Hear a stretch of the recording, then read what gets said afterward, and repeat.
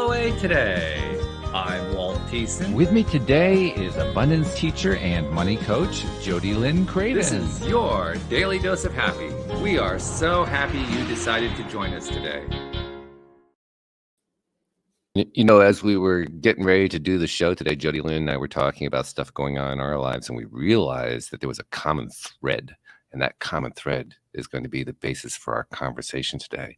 It's something we've talked about in the past year on the show. I've talked about it with many co-hosts and guests, but we haven't talked about it in a while. I think it's a good one to bring up, and that's the question of boundaries, personal boundaries, business boundaries, where the two cross, where they disappear entirely. Boundaries, they're big. They're huge. Yeah, they're huge. And, you know, we as a society, in the terms of society as a whole, we have created this yes philosophy of like just saying yes to everything, including the things that we don't particularly like to do because we feel like we should or we have to. Unless it's the drug war, then you're just supposed to say no at all times, regardless of what is going on there, which is about as intelligent, but that's another topic. Right? But it's so interesting, the journey that one has to go through to be able to say no.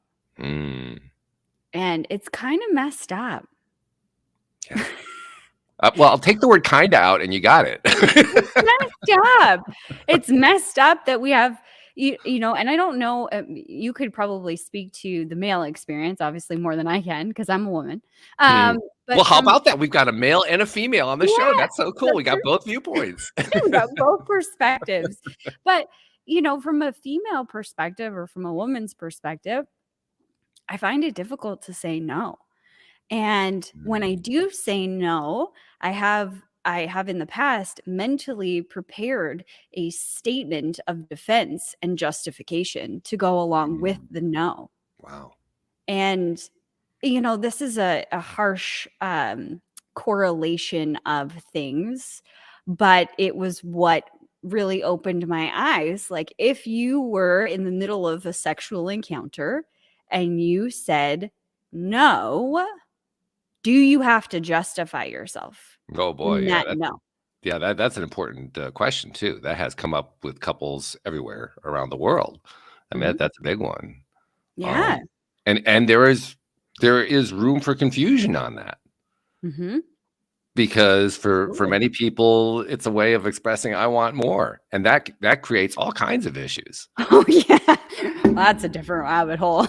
But the point is, it can be confusing. It can be very confusing, and I think it's actually led to some very unhealthy cultural results.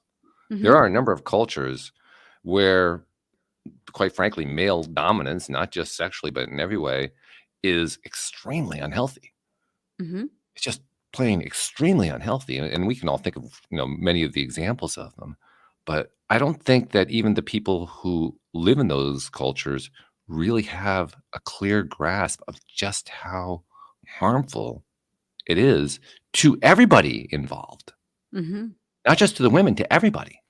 To everybody, yeah, absolutely. But it was the first time when I started to think in that context, if I was in a sexual encounter and I said no, meaning I want this to stop now, this is my decision, no. Right. I shouldn't have to justify that. No. And so it brought me to the question of, why do I feel I have to justify any of the other decisions that I'm making when I say no? I don't want to do that. Why do I feel compelled to build a case for myself on why it's okay for me to say no? Why isn't it just enough that I don't want to? More importantly, no is valuable. Yeah. I'll give you an example, not a sexual example, but I'll give you an example from the real world that actually occurs a lot. I encountered it for the first time in the southern U.S. When Louise and I lived in Virginia is when I first encountered it. It is part of Southern cultural society that has kind of emerged over the years. But we found it when we were hiring for her business. She had a gardening business down there, and we were hiring for her business. We would hire people, and they'd say, "Yes, I want the job," and they never show up. And it happened a lot. And we 'Cause they're couldn't very understand, why would they keep saying, "Yes, I want the job," but not show up for the job? And they would never show up again. And then finally one day, I don't remember exactly how we realized what it was, but we finally realized the culture they grew up in was one where it was very parent dominant. With the father and mother, it was always, "Yes, sir. Yes, ma'am." And saying no was not accepted. Mhm. They learned to say yes when they meant no. That's incredibly confusing. So there's Incredibly confusing. incredibly. So there's an example of where you really needed no, and without it, it created chaos and dysfunction. Yeah. Try running a business when your employees all say, "Yes, I'm there," and they don't show up. It's not fun, let me let you know. Yeah. Absolutely. It's a very interesting dynamic, and I think, being from Canada, Canadians are super polite. So, it comes most of them, not all of them, but most of them. We have this culture of, yes, ma'am, no, ma'am, yes, sir, no, sir, and saying yes, maybe not to that same degree that you were talking about, but a lot of things. I spent a lot of my life just trying to appease other people and say Yeah. yes. Mhm. Yeah. And how many different ways did that create chaos? A lot. And misery. Mm, And, I felt like I couldn't stand on my own 2 feet because I stopped trusting myself because I yeah. was looking for everybody else to tell me what to do and what was right. So then when you have spent, decades doing that and you decide you're going to stand on your own 2 feet, make your own decisions, saying no was hard. Yeah, sure. Yeah. That's reversing a long-standing momentum. We talk Yeah, about momentum a lot, right? That's a momentum. absolutely. Yeah, and it's shocking for the people who are around that are witnessing it because they're not used to you saying no. Right. Oh, yeah. Like, what got into her? Yeah, who's she? I don't even know her anymore. What? She's so mean. Yeah, she's so mean, right? Ah, I remember this one conversation. So with my brokerage business, going to events is like a really big thing. That's, they drive it pretty hard. Like that's one of the cornerstones. You got to go to all the events. If you're going to be a great leader, you got to lead by example, and your example is going to all of the events. And there was quite a few. And at the beginning, I really liked them. And then when I went through this spiritual ascension, if you will, I decided that the energy at most of them, or the collective energy that I was experiencing when I was there, was one of scarcity. Mm, And that I didn't want to be around that. I yeah. needed time and space away from that, and I needed to create a boundary. And I remember when I said no to going for the first time. And, I have a certain status at that organization, so I have to, like, uphold the status or whatever. So this was a shocker that I was Mhm. not gonna go. And it was so interesting because I noticed in my language when I was having trouble saying no, I would say something to the effect of, "I don't really think I want to go." It's not a bad way to start. Not a bad way to start, but still leaves the door open. Mm. And so Mhm. I realized that I was leaving this door open for them to debate or ask questions or whatever for me to have to justify. Right. So then I tried closing the door and said, "No, thank you. It's not for me at this time." Oh, that's nice. I like that. That's good. Yeah. And it was so interesting because one of the responses that I received back was, "Oh, well, let's just talk about it tomorrow. I'll just give you a call tomorrow and we can talk about it." If you think about it No. overnight, you'll change your mind. Yeah. No, I Mhm. have said no. So if you Mhm. wanna call me, and at this point, because I have a little bit of a stubborn streak, so when I dig my heels in, I dig in hard. Mm, okay. So so I had decided I'm at absolute no, and then when this individual said that to me, I said, no, if you want to talk because you want to talk to me tomorrow about whatever, life in general, whatever, perfect. Call me. If your only intention is trying to convince me to change my mind, I have already told you no, and I am not open to that conversation. So Ooh, kindly, words I can't that's say a right now. strong boundary right there. I like that. Yeah, but it was hard. The Mm. entire time I was, second guessing that. And actually, me and my dad were having this conversation this weekend Oh, really? about boundaries. Yeah. Yeah. And I was so caught up in so many things that weren't really aligned with my values and going in this direction of like artificial happiness, if you will. And it was really my husband that gave me the courage, because when in those moments, precisely, I'd be like, I don't really want to go. And he'd be like, all right, just say no. Like, I Mhm. can't say no. Why? Well, I don't know. Like, it's going to be bad. What do you Mhm. mean? Like, you're an adult. Make a decision. You don't want to go? Say, I don't want to go. And he's very like black and white like that. Like, who cares what they think? He doesn't care. So because I had him in my corner, I had somebody to protect me, almost to stand with me as Mhm. I was like making this stand. And I think I eventually would have figured it out and been able to stand on my own 2 feet, but having him to support me, and whatever decision, like if it was to go, he would support me in that. If it Mhm. was to not go, he would support me in that. Whatever I wanted that was going to make me happy, that's what he would support. So I Yeah. had somebody who was unconditional in their support for me. And without that, I think it would have been way more difficult. That's huge. Oh, yeah. That's having that kind of person in your corner. That just jacks up your confidence. I don't care who you Yeah. are or where you are. Yeah, absolutely. Yeah, that's really great. I'm glad that he does that. Everything I hear about him, he's a great guy. I like him. He is. Yeah. He's my favorite. Well, I can tell for good reason. Yeah. These are really great points, though, that you're bringing up about the value of boundaries, because I think we often think about boundaries as if they were troublesome, Mhm. as if they were a challenge, as if they were difficult, but they're actually really good. Mhm. They're actually very beneficial. I'm not sure we give ourselves enough credit for that. No. I don't think we give the boundary enough credit for Well, that it's either, true. you know? Yeah.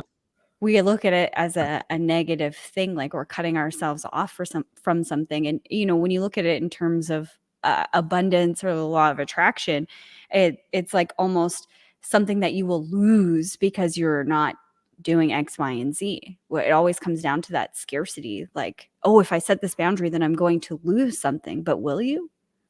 Mhm. It seems like it. I think it seems like it because we're afraid. Yeah. Because fear will convince us of all kinds of stuff. Oh, yeah. Tiger's chasing you. Funny thing is, none of it has to be true. Well, in reality, what is true? What is absolute truth? Yeah, I mean, how many people have pointed out that the number of things we're afraid of compared to the number of things that actually were something to be afraid of Mhm. is a pretty disproportionate proportion. Yeah. It's like, 1,000 to 1 or something. It's Mhm. crazy. We make these things in our heads. We invent, we generate fears.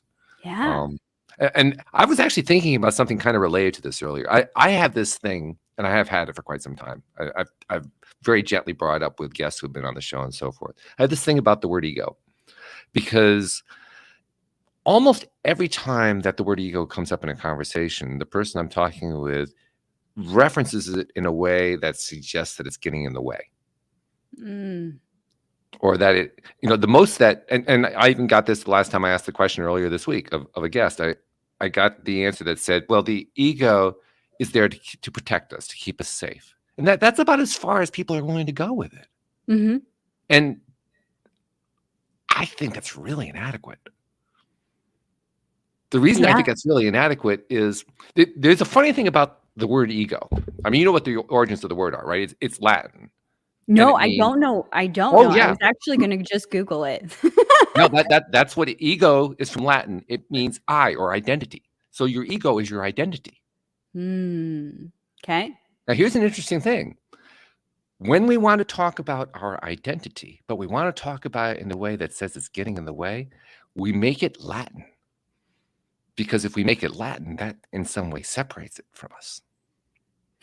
That doesn't make any sense. It doesn't. But isn't that what we do?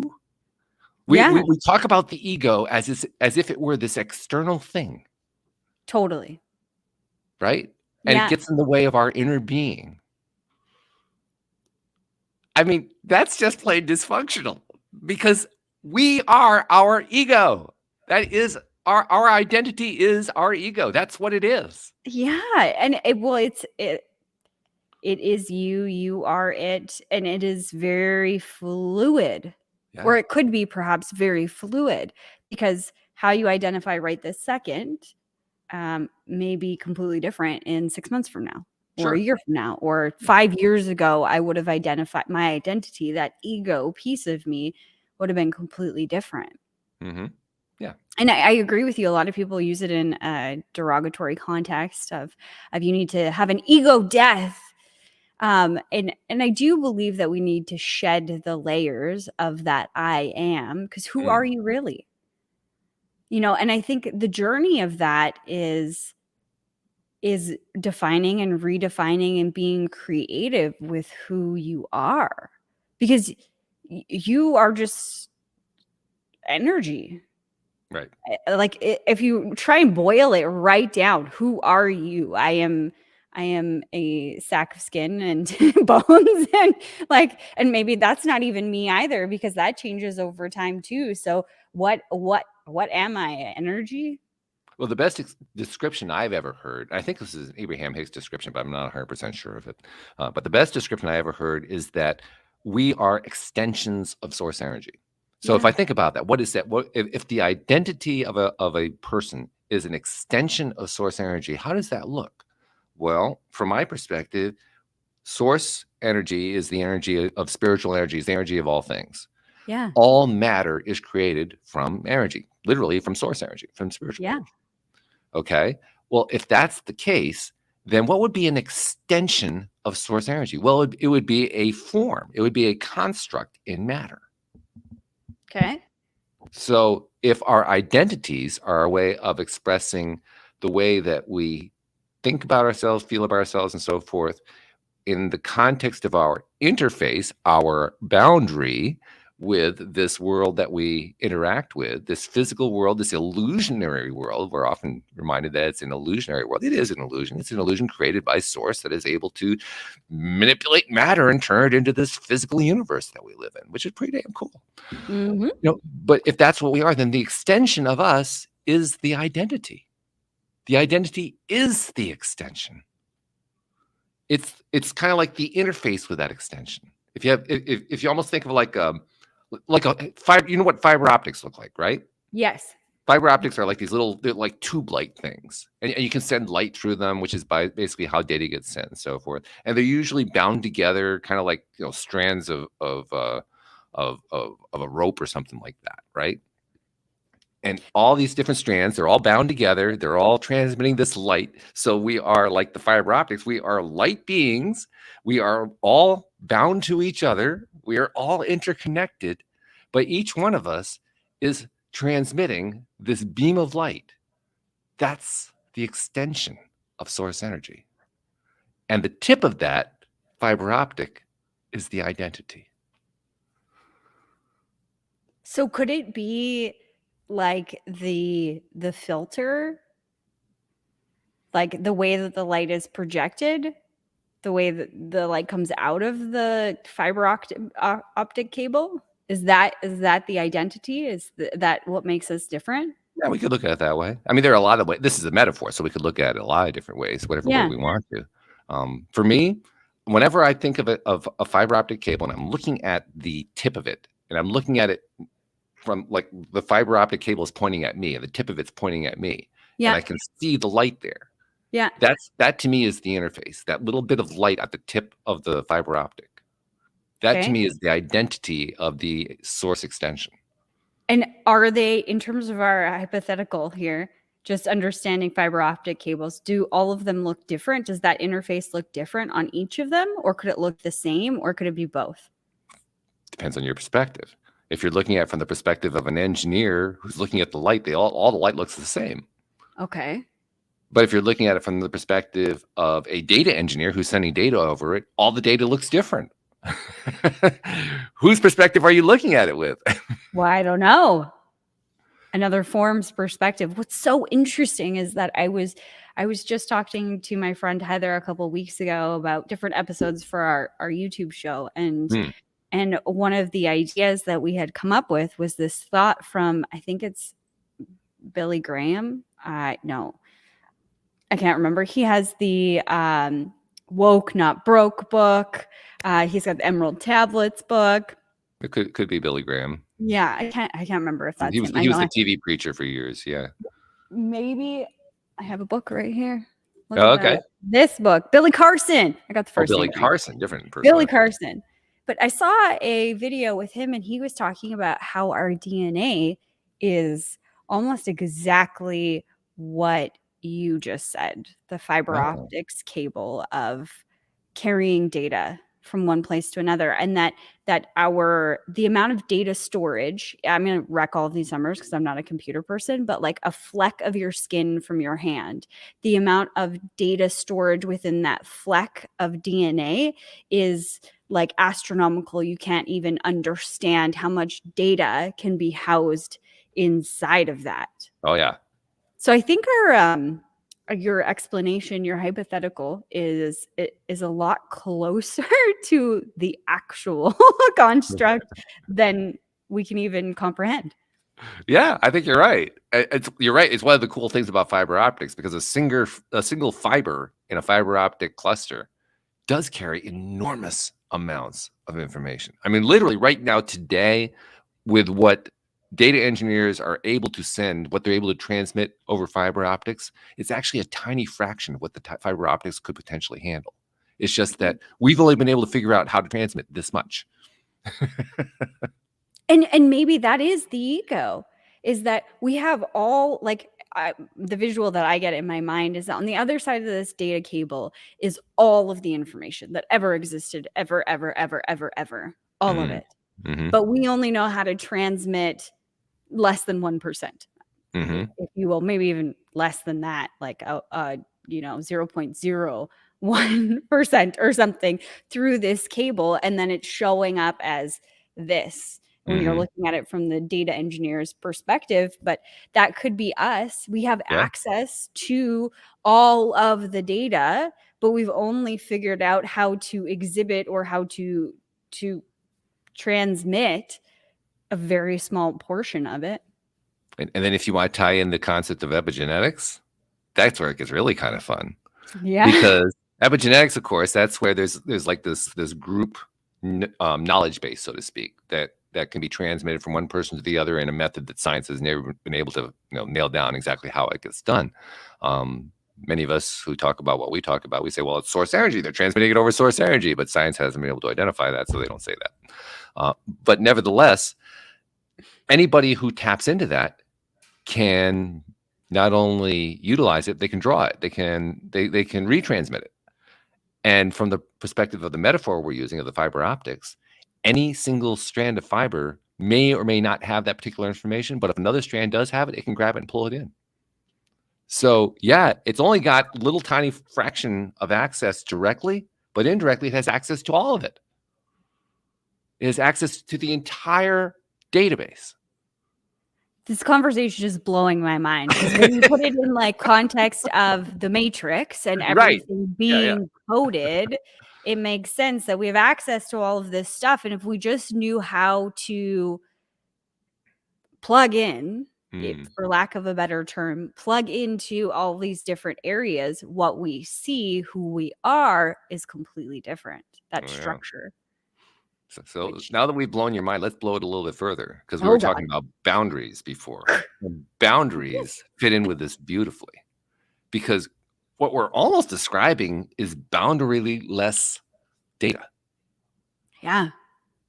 But because we, like you were pointing out, we can't handle more than a fraction of that, We need the boundary in order to make sense of the data.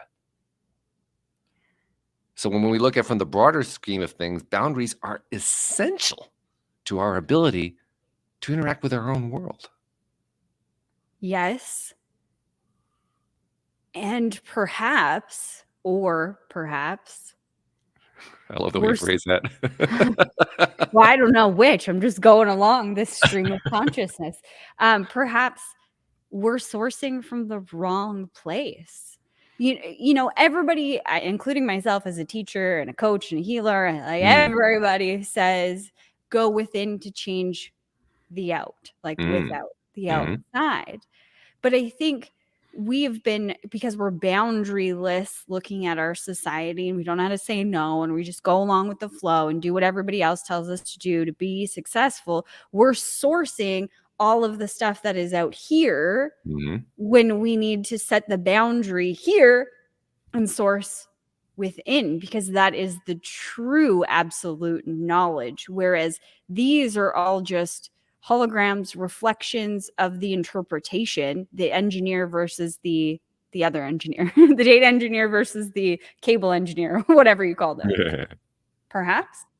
Well, I'll give you another piece to the metaphor that comes from the world of computers, and I'll have to explain it a little bit because most people are not totally familiar with it. They may have heard the terminology, and I'm kind of counting on them to have heard the terminology. But I think most people have heard of the term of firewall. Yes. And in a computer context, a firewall is literally nothing more than a piece of software that filters. It decides we're going to let this data through, but we're not going to let that data through. That's all a firewall does. And a properly structured firewall stands in the middle of a data stream. The entire data stream has to pass through that firewall, and the firewall decides what to let through and what not to let through. So it's how it keeps out malware and spam and computer attacks and all kinds of stuff. Yeah. Now, of course, how well that firewall is built, that's another question entirely. We won't even go there for the moment. But the point is, that's what a firewall does. Okay? Yep. Well, that's a boundary.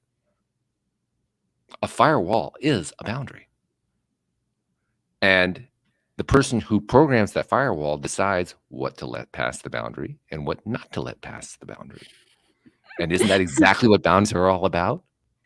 Well, yeah, when you have no boundaries and you're taking advice and guidance from every single person, they're all telling you what to do. You've just got a bunch of viruses that have, gone past your non-existent firewall and are monkeying with all your stuff, rather than having that boundary and sourcing the information from this side and deciding, no, I'm going to be more strategic with the things that I am allowing myself to go through or experience.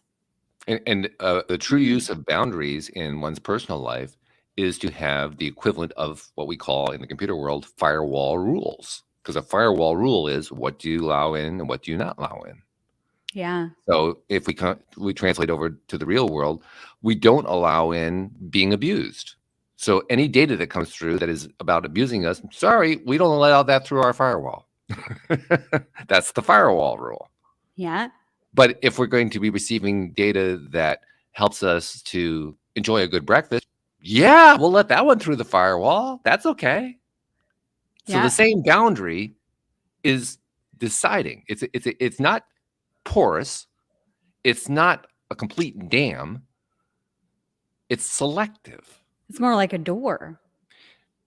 Yeah, like a door. Yeah, if you or have a the series right of key, you doors. can enter. Yeah, a series of doors. Right. And it's doors that are programmed to what wants to come through the boundary. And who does the programming? We do. We do. Yeah. Yeah, we do. So the firewall becomes the ultimate boundary. Wow. I think we just cracked the code to everything. You even used a computer terminology to describe what we just did. Crack the code. Crack the code. It's so interesting because, we look at life as these physical structures and static, if you will. Like a tree is a tree and my cup is my cup and desk is a desk, and that is all that it is. Mm. But when you get into the context of these conversations, you realize that it's all about programming Yeah, how about that? and energy, and if you knew how to manipulate or change the frequency of something, everything would change. It's the whole reason why if you change, everything else changes. And how cool that we're talking about something where programming can also be beneficial. We Yeah, often think of programming as something that gets in the way, but it can also be very, very helpful. 100%. Yeah, Yeah. Well, in this scenario, you're setting up programming, which is the firewall to allow or not allow the things that you no longer want into your life. exactly. Yeah. Yeah. This is power. This is real power. This is tapping into that divine source creation. Mhm. That type of power where you have the access to all of the codes, all of the cheat sheets, all the Coles notes, whatever that were ever created, you have all of them. It's, are you going to access them? Or are you going to tap into them or not? And just to tie it up with a nice, neat bow on top, we talk about going inside, going internally for the answers. Mhm. Guess where the software lives that runs the firewall? Inside? Inside. It runs inside the server. Look at that. It's this conversation must be timely. Last night, once a month with my course, which is called More, where I teach abundance consciousness, we do a money shift session, if you will, and Mhm. every month it's completely different. They Cool. ask questions or whatever. I got to But sit in on this sometime. That sounds really yeah, cool. yeah, I would love to invite you.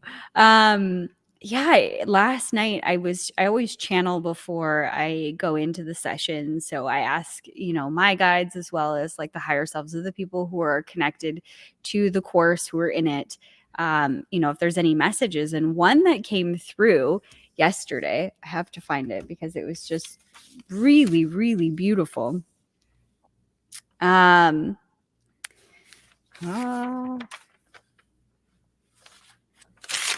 Too many pages. Lots of notes. Yes, that's right. I'm a paper person. I know you are. Um, You're a copious note taker too. yeah, yes. That's how I process things. You're really good at it. Yeah. Yeah. You are the artist. Don't get stuck painting the portrait that everyone else wants. This Ooh, nice. life gets to be your masterpiece. Yeah. Yeah. That's exactly what we're talking about. That's one of those things you have to kind of sit with, kind of like what we were talking about here, what we're doing here. We're sitting with it. We're kind of exploring it, playing with it. Yeah. We've come up with a metaphor. It's a pretty darn good one, actually. To Yeah. explore it, and then the It's more we actually the explore best one that I've ever heard. And really what's fascinating about it is we took all of the right, wrong, good, bad out of the conversation and put it into context. It's not good or bad. It just is. That's right. Yeah. Yeah. I mean, computers are literally just tools. They're damn good tools. They're amazing tools. Yeah, they can be if you know how to work it, right? You have to know how to turn it on. People can swear at them. They can get frustrated by them. They can say, what the hell is wrong with this damn thing? Yeah. But in the final analysis, at the end of the day, it's always, God, how does this thing actually operate? Right? Because that's the miracle. Yeah. And that's what I think about when I think about the internet. Like, how does the internet actually work? How does the internet work? How's there a cloud? I don't think it just baffles me that I heard once that the internet is something they discovered, not created. And I was like, huh? Not a bad way to describe it. Yeah. Yeah. I don't understand though. How is that just discovered? But in the context of this conversation, I'm assuming that we could loop it into almost like consciousness, greater consciousness, perhaps. I'm not sure what the person who said that had in mind. I don't know. Can't speak to them, but I can tell you how I could interpret it. Yeah. I can definitely create a scenario that does explain it that way. The pieces of the internet came together disparately, separately, without connection to each other. Okay. And so you could argue that they kind of came together without a plan. without an overall overarching plan that was worked out by human beings in advance, saying, okay, we're going to build this piece and that piece and that piece and that piece, and we're going to put them all together, and we're going to have this bridge. It's not the way it came together.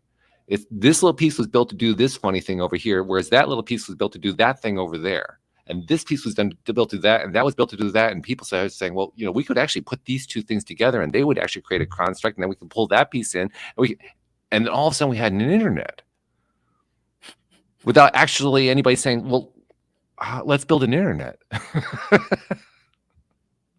Huh. It just kind of came together one bit at a time. One of the earliest pieces of it was email. Email existed without internet. That's the way it was originally created. But how did it exist without internet? It existed within a computer. Within a computer. Not outside of a computer, within a computer. Within a computer. Early computing was done all within a computer. It wasn't until quite a bit later that communications between computers started to happen. But especially the very, very earliest computers, all the computing happened within the computer. All of it. So 100%. It was a self-sustained or contained structure. Right. Yeah. And then now it has access to others. In fact, you made reference to the cloud. The cloud is our modern way of describing interconnection between computers. And that was in and of itself a major breakthrough. That was a mind-blowing breakthrough. And did that always exist and they discovered it? Did it always exist in what form? I don't know. It existed from the moment that somebody wanted to have some way to have one computer talk to another computer, and so they invented a way for those two computers to talk. Now, when they invented that way for those two computers to talk, did they think they had a cloud? No, they just had a bridge between one computer and another computer. That's all they had. Yeah. But that structure became a foundation for how you build a cloud. So did they know about the cloud or didn't they? Well, you kind of argue both ways in a sense. They could tell that could be where it was going. Could they tell you at that point how to put that cloud together? Absolutely not. They had no clue. No. Very interesting. It is a lot. We are a lot like computers. We are. In many, many ways. We are biological computers. Yeah. The wisdom that our body carries on just like simple processes like breathing or your heart beating, like or digestion, like phenomenally complex things that we don't actually think about. They just happen in the background. And the depth of knowledge that's involved in all of that. We describe all that as subconscious because we can't possibly process all of that. No. We don't have the capacity to process all of that. It's not possible to the human mind to process all that consciously. Yeah. And those who try to do it, we have a term for them. What's that? I'm almost making it sound like it's a bad thing, but it really isn't. It's oh sure, what's the term now? Autism. Really? Autism is the inability to, in a sense, block out all that processing. Being aware of all the processing at once to the point where it overwhelms you. And you can't function. Right.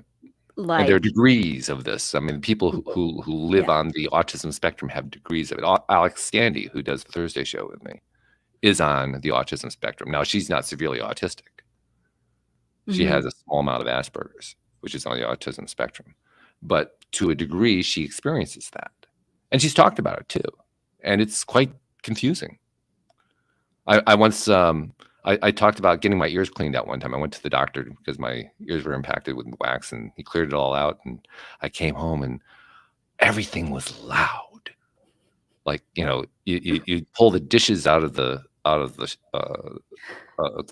shelf, off the shelf to put on the table, and they, their crockery, they clink together like clink, clink, clink. I mean, really, really, really loud. And she says, now you know what it's like to be autistic. Everything's that loud. Everything is that exaggerated. Everything is just overwhelming. Wow. Yeah. Huh. I've always So, that, like, jogged my memory to, when you're driving and the radio is loud and you're trying to figure out where you're going, you will mm, automatically turn the radio down turn and it tell down. people to shut up because you need to, like, focus and concentrate. Exactly. It's so funny, it has nothing to do with the eyes, but for some reason, hearing all of that noise is just too much to process all at once when you're trying to figure out where you're going. We get amazed at the fact that we have, what, 60, 70, 80,000 thoughts a day. Yeah. But in truth, we have potentially, if we could actually process it, hundreds of millions or even billions of thoughts a day. Thank Yeah. God we don't actually process them because we would be insane. Yes. And maybe perhaps that's exactly why the ego was created, Sure, that's part of the safety part. Yeah. so that you're not processing all of those things all at once. Turn Or it into the non-Latin term, express it in the English term. That's why identity exists. Identity is our way of sanely interacting with this really cool world we've all jointly created. yeah. Hmm. My brain is a little blown. Well, then let's bring it back to where we started, because thank God for all these boundaries that are in place, Yeah. because those boundaries make it possible for us to enjoy that Mhm. interaction. And And I being in it. firmly believe that's why we're here. We're not just here to experience it. Yeah, we're probably here to learn from it too. But I think the primary reason we're here is to enjoy it. Yeah. I agree with that wholeheartedly. I think we're here to, I would say, experience joy, Mm-hmm. Mm-hmm. to have that experience in its many forms. Yeah. Yeah. Yeah. And if you want to talk about learning something, I think the ultimate thing that we're trying to learn is how to experience more of it as joy. Mhm. Because we have Yeah. a tendency to judge it and say, well, this is bad, this is bad, this is bad, this is bad, bad, bad, bad, bad, bad, bad, bad. But the real challenge is how, of course, we're talking about joy. What happens? My cat Joy jumps up on the table. So, there's nothing going on here. But Hi, Joy. there he is. Hey there, buddy. I think you heard his name. But Yeah. this whole thing about experiencing things that we don't like and then learning how to find joy in them, that's how you actually expand joy. Yeah. Well, and it's testing or reconstructing that identity of what is joy. Because Yeah. if we have an identity, we've most likely given everything else an identity too. Right. So Yes. we've identified joy as this little box. But the truth of the matter is we're not just this meat suit. We're so much more than that. And so is joy itself. So we're learning how to Mhm. expand the boundaries of joy. Yeah. This is a very deep conversation. But I like it. Yeah. Started with boundaries and we went all across the cosmos, literally. Mhm. And we did it without a single out-of-body experience. Mhm. Right. We stayed here in form. Yeah, And in form. yeah. Yeah. Yeah. And I do agree too. I think that our experiences about the creation of the identity and seeing how fluid that is and how expansive, if you allow it, it can be too. Mm. I always come back to the course, the very first personal development course that I went to, and they got us all up. Like each one of us had to like go in a line and like, who are you? Hi, Uh-huh. my name is JodieLynn. No, wrong. What? Hi, I'm a mom. Wrong. Like they just kept doing it over and over again. Like, and I, walking away from that experience, I was like, I don't know who I am. Like who am I if I am not any of those things? If I'm not my career, if I'm not, that I'm a sister, maybe I'm all of those things and nothing all at once. Like it just blew my mind. Who am I? It's funny too because I've experienced. I haven't done that particular symposium or whatever it was, but I've done numerous things like that. Other people I think have as well. I think about people who run us through that kind of a gauntlet.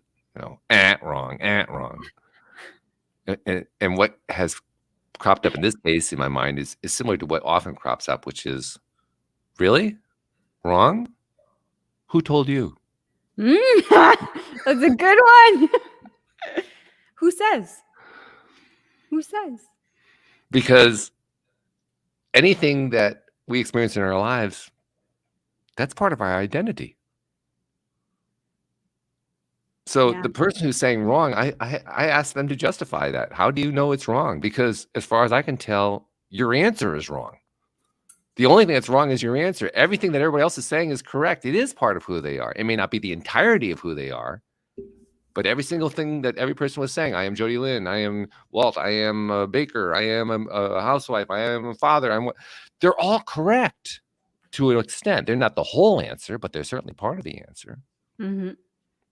So Well, it begs the question, well, then what isn't part of the answer?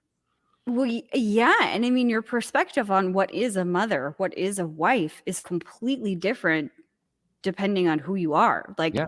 my perspective of being a wife is different than every other person's in the world because it's mine. It is unique to me. It might be similar to a lot of people, but no one is standing in my shoes and has worn my shoes for the last 37 years. So it's not exact or precise or precisely the same as someone else's. Now, my suspicion is they were probably, I don't know exactly what they were doing in that workshop, but my guess is they were probably trying to say, well, you haven't identified who your inner being is. And okay, I get their point. Yeah, totally. But it also reminds me of a conversation I had with my sister over the last couple of days. I was helping her. I was building a website for her new theater organization, and we got talking about stuff. And one of the things that she was telling me about is that there's this guru in India that her good friend went to for enlightenment. Apparently, this guy enlightens you, which left me a little bit suspicious at first, but I was willing to hear it out. So she gave me this whole thing, and I won't go into all the details of it, but the gist of it is that this guru is very disturbed by what's been going on here on Earth, and he and a group of other gurus are trying to lead us to this golden age where all of the trials and tribulations are going to go away. And I sat there, I said, okay, yeah, well, good luck with that. But fine, okay, I get what you're trying to do. And she was describing how they are able now to enlighten people using methods that they themselves took a lifetime to learn, but now they can do it in a matter of moments. And when they do, the enlightenment not just affects that person, but affects two other people connected to them, two connections away, like 6 degrees of separation. So 3 degrees away, it affects people that far out. And they're so excited about that. And I think about what we talk about here on the program. I say, well, yeah, we've been talking about that for the longest time now. That just, when you put out something, a vibration, it affects other people, positive, negative, whatever. It doesn't matter. It's going to affect other people. So if you achieve a level of enlightenment, it's going to affect people that you know, people that you don't know, people that you just are connected to in ways that you aren't even aware you're connected to them, perhaps. Yeah. And I kept thinking about what these guys were teaching. And I kept thinking, well, they're so hung up on the world is falling into this abyss of chaos and crisis, and we've got to find a way to get to the golden age. And ringing in my head was, who says?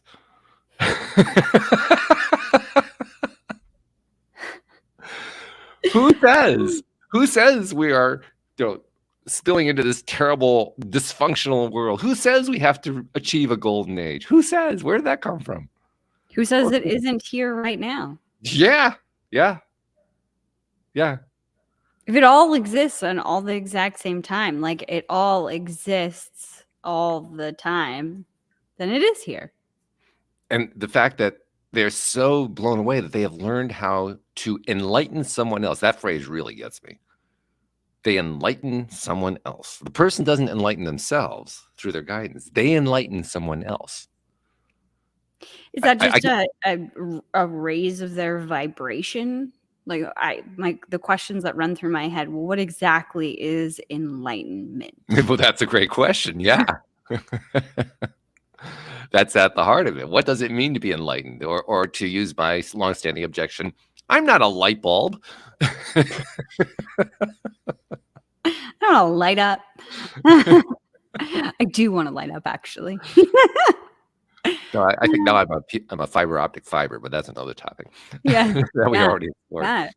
Yeah. I mean, the way that I look at enlightenment is perhaps as I mull it through my brain, how connected you are to divine source. Mm-hmm. And perhaps the way that they are enlightening people rather than teaching them how to enlighten themselves is somehow from there. If we were to put a hierarchy on vibrations, a higher vibration coming from a higher vibration, being in their presence and opening them up to a certain point, that I could see that's what they're getting at, is they're raising someone else's vibration to a certain point that you can't easily shift back once you go back into the regular world, or maybe perhaps you can. It certainly But implies that. It suggests that. Yeah. Yeah, I think you're right. I think it's the track that it's on. But I still see a couple of problems with it. One problem is higher vibration. Well, what is higher vibration? I think we all pretty much agree higher vibration is joy. It's feeling good, feeling love, feeling, that's higher vibration is the good feeling stuff. Yeah. So we can very easily define high vibration as stuff that feels good. Yeah. Okay. And I think we all now understand that's a choice. Sometimes we find ourselves choosing the way we don't want to, but nevertheless, ultimately, in the final analysis, it's a choice. Yeah. So what they're suggesting is I can choice somebody else to be high vibration and feel good. Well, that doesn't actually make a lot of sense. Nope. No. And well, it begs the question of how artificial is it? Because you can walk into a room where, like Tony Robbins, like jumping up. There is a reason why he does that. It is to move the energy. That's right. Okay, so you're in that room and you can't help but be enlightened in this context that we're speaking to it. So you are enlightened because you were in that room. But I think the bigger question with their process that I would ask is what keeps you there? Because what happens after you leave the room? Yeah, when you leave the room, are you still able to access that? Is that your new norm? Like what? Like is it an elevator? Now you've just gone up? Because it feels like when you're at an event like Tony Robbins, you are moved in that direction and you're there because it is the conscious perspective of everyone around is higher vibration. But it's not a solid state, if you will. It's very fluid. You walk away, you leave that event, and it stays with you for a while. And perhaps for some people, they carry that with them for the rest of their lives. But many drop right back to where they were before, a different set point, if you will. And so, and certainly the implication that this guru that my sister's telling me about is doing is they're saying, we enlighten you to the point where you stay enlightened. That was certainly part of the message that she was giving me. Oh. And so the question that I asked myself is, well, what do they do to keep you feeling good all the time? Yeah. And that question alone causes me to doubt the story. Because the only person who gets to decide how you're going to feel at any given time is you. Yeah. No one else can program you permanently to always feel something without you being directly involved in that equation.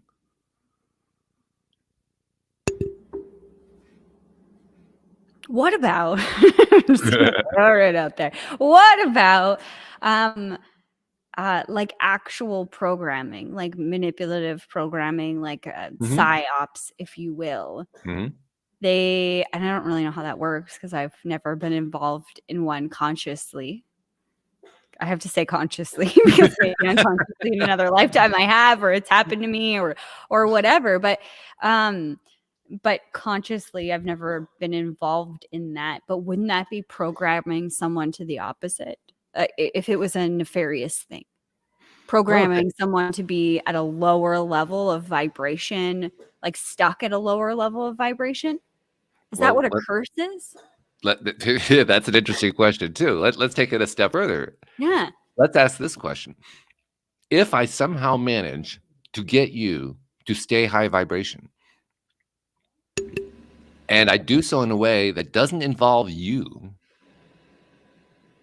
Can it be truly said that you are high vibration? No. I think And it that's needs the you. problem with the whole concept of somebody else programming you to be enlightened. It requires you. Otherwise, you are not enlightened. Yeah. Well, I think that they could open the door and you could bask in the glory of enlightenment. But it takes you choosing to stay there or That's to right. take it with you. It Yeah. can't be somebody else has, laid this on you and then it's just going to stay happy. You're going to stay happy forever. I think that you are a part of the equation, that piece of you. There has to be that choice. Yeah. The old cliche is you can lead a horse to water, but you can't make him drink. Yeah. The newer cliche is you can lead a person to ideas, but you can't make them think. And in terms of enlightenment, I'm not sure what the exact phrase is, but you can lead someone to enlightenment, but you can't make sure that he stays on. Yeah. That's right. I agree with that. You can't force them to stay in that space or continue to walk in that space or that journey that they are when they are enlightened. And let's hypothesize that there was some way to actually keep them there. Yeah. Would that be a good thing? I'm not so sure it would be. Because if the identity, the ego, the identity of that person is in a space where they are not actively keeping themselves in that space, isn't that disempowering? I think so. I think so It's too. not your choice. Yeah. It's happening to you. It is now an external event. Yeah. And that begs the question of, is it actually possible? Because everything is free will. Right. So if there's a way to get out of the negative side of things, like being programmed, psyops, if you will, or a curse or whatever, there's a way to get out from under that. Yeah. There always is. Yeah, because it's free choice. That is one of the universal laws, is that free choice. Then we also have to choose this too, or we can walk away from it or find a way out of it as well. And one of the best descriptions I ever heard about how to get out of a curse came from Louis D'Souza, who does the Monday Show with me. He said he was once cursed. And the only reason that they weren't able to keep him cursed was because he remembered to reach out to a higher vibration. I think he reached out to Jesus. I can't remember exactly what he did, but it was something along that line. And as soon as he did, bang, the curse was broken. Mm. Kind of makes you think. It makes me think about all sorts of things, Walt. Yeah. We really traveled a lot. We did. Wow. This is like the hour from heaven. This is woo. Yeah. Just enlightening. If you will. Very enlightening. Yeah. And fun. Which is exactly what I advocate for. I think we're here for fun. This has been really, really fun. Yeah. Oh, man. So I'm sad we didn't have a guest today. That didn't quite work out, but this worked out really good. Yeah, this was wonderful. I love talking to you, Walt. I love talking to you too, JodieLynn. We have so much fun and we learn so much from each other, and I love that. Yeah. Yeah. Absolutely. So thank you very much. Always enlightening. It is always enlightening. It really is. Yeah. So I'm looking forward to next week. I don't know who our guest is going to be, but I know we have a guest scheduled for next week. So I will see you then. Thank you to our podcast listeners everywhere for hanging. If you hung on this time, if you hung in the whole show, I think I see you vibrating. Yes. Thank you to our podcast listeners everywhere. We'll see you all next time here on LOA Today. Goodbye, everybody.